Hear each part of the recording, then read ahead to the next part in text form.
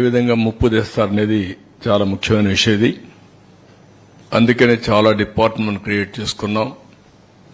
ప్రభుత్వం checks and balances పెట్టుకొని పర్యావరణానికి ఎక్కడా ముప్పు రాకుండా తద్వారా సహజ వనరుల్ని సద్వినియోగం చేసుకోవడానికి ముందుకు పోతాం. కానీ ప్రభుత్వం వచ్చిన తర్వాత మీరు చూస్తే దేన్ని వదిలిపెట్టలేదు. పంచభూతాల్ని మింగేసే పరిస్థితికి వచ్చారు.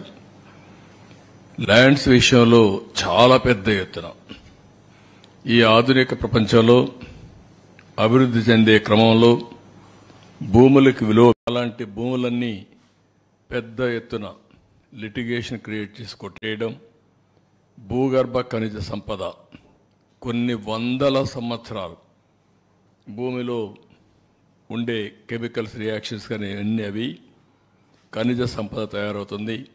అలాంటి ఖనిజ సంపదని దోచేయడం, ఫారెస్ట్ని ఒక డిపార్ట్మెంటే ఒక సర్వీసే పెట్టుకున్నాం మనం. ఈరోజు Indian forest service IAS IPS తర్వాత ఐఎఫ్ఎస్ ఉంది.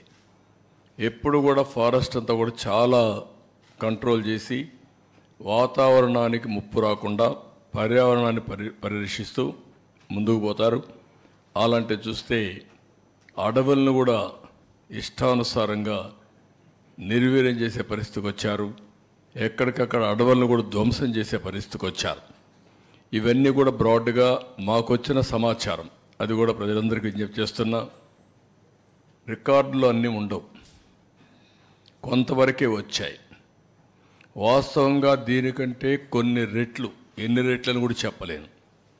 డబుల్ ఉన్నాయా, త్రిబుల్ ఉన్నాయా, 4 టైమ్స్ ఉన్నాయా, వాస్తవాలు అక్కడి నుంచి వస్తే తప్ప మనం అన్ని కూడా వాస్తవాలను ఎస్టాబ్లిష్ చేసే పరిస్థితులు లేవు.